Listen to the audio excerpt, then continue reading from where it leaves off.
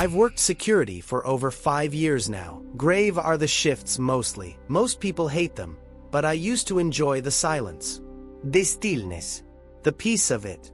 That was before I took the job at the Westing Rail Yard, a half-abandoned industrial complex just outside Pennsylvania. Half the buildings were falling apart, and the rest were used by a logistics company that needed overnight surveillance. They gave me a small control room on the east side of the yard. It had 4 monitors, a foldable cot, a radio, and a coffee machine that always made everything taste burnt. My job was simple: watch the cameras, and if anyone came near the perimeter, report it. I didn't expect much. Most nights, nothing up in them. But on January 6th, I noticed something strange. It was 2:47 in the morning when I saw him. Camera 4 showed a man standing just outside the chain-link fence near the back loading dock. He wasn't moving. He wasn't pacing or trying to climb over. He was just standing there, dead still, staring right into the camera. I leaned in. The feed wasn't great, grainy and black and white, but I could make out the basics. He was tall, easily over 6 feet. He wore a black trench coat and a brimless cap. But it was his face that got to me. His eyes were wide open, and he was staring directly at the lens. And he didn't blink. Not once. He stood there for over 18 minutes. I thought it was a frozen frame. Maybe the feed had glitched. But the wind was picking up on camera. I could see leaves and debris blowing across the yard. And the man just stood there, still, staring, unblinking. Then, for half a second, the camera cut to static. And when it came back on, he was gone. I didn't sleep well that day. I kept trying to shake the image from my mind. Told myself it was probably just a homeless guy or some weirdo looking to scare someone. But the next night, right at 2:47 a.m., he was back. Same coat, same posture, same stare. But this time, he was inside the fence. I checked the logs. No one had opened the gate. The motion detectors didn't go off. He hadn't entered the yard, at least not in any normal way. He was just there. And I swear to God, as I watched the screen, I felt it, this sinking pressure in my chest. Like the air was getting heavier. My stomach turned. I couldn't look away. Then, once again, blink, static. And when the camera feed returned, he was gone. The third night, I decided to go outside. I know, horror movie logic. But I was more curious than scared at that point. I grabbed my flashlight and my taser and stepped out into the freezing night. The air was dead still. No sound. No wind. I walked toward the area where I'd seen him on camera, slowly shining my light around. Nothing. No footprints or steps on the gravel. But when I got back to the control room, my heart stopped. He was on camera 6 now. That's on the opposite side of the complex. He was closer. He looked sharper.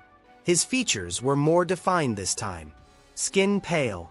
Lips slightly parted. Eyes still wide open. Still not blinking. I checked the other feeds. Nothing. Only camera 6 had him. Then camera 2. Then camera 10. He was flickering between cameras, as if he was moving through them. Not the real world. I asked my supervisor to pull the recordings. The footage from every single feed between 2:46 and 2:49 was corrupted. Not missing. Corrupted. Just static and black frames. He thought it was a system bug. I didn't. That night, I brought my own camera, a small DSLR, and pointed it at the monitor. I set it to record at 2:45, just to catch what I saw. When I reviewed the footage the next day, the security camera had glitched just like before. But my DSLR caught something. A single frame. The man's face. Pressed up against the lens. Closer than he'd ever been. His eyes weren't just open. They were wrong. The pupils weren't round. They were vertical slits. Like a snake. After that, the sickness started. I would get nauseous every night around 2:40. Headaches. Dizziness. Like my body knew what was coming. Like it was reacting to him before I even saw him. Then came the knocking. 3 slow knocks on the reinforced glass window behind me in the control room. I turned so fast I nearly tripped over my chair. But there was nothing there. No one. But on the inside of the window, from my side, there was a foggy imprint of a hand. Like someone had just exhaled against the glass and pressed their palm against it. I told my boss I needed to switch to day shifts. He agreed, probably thought I was losing it. That night, in my own apartment, I woke up at exactly 2:47 a.m. My phone screen was glowing. Unknown caller. I picked it up, and all I heard was a low, raspy breath. Then static. Then silence. That same night, I saw him again, in my hallway. He was standing at the end of it. Still. Quiet. I didn't see him walk in. Didn't hear the door. He was just there. Watching me. I ran to the kitchen, grabbed a knife, turned on every light in the place, and he vanished. After that, it didn't matter where I went. I changed cities. Burned my old uniform. Got a new phone. But at 2:47 a.m. every single night, I wake up. Always at that time. My phone sometimes rings once. No caller ID.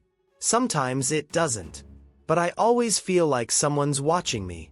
And just last week, I caught something on my laptop webcam feed. A still image that had saved itself automatically. It was a screenshot of me sleeping. But he is standing behind me, still barely visible to the dark. Was him. Still not blinking. And now, I think I can feel him standing behind me. Right now.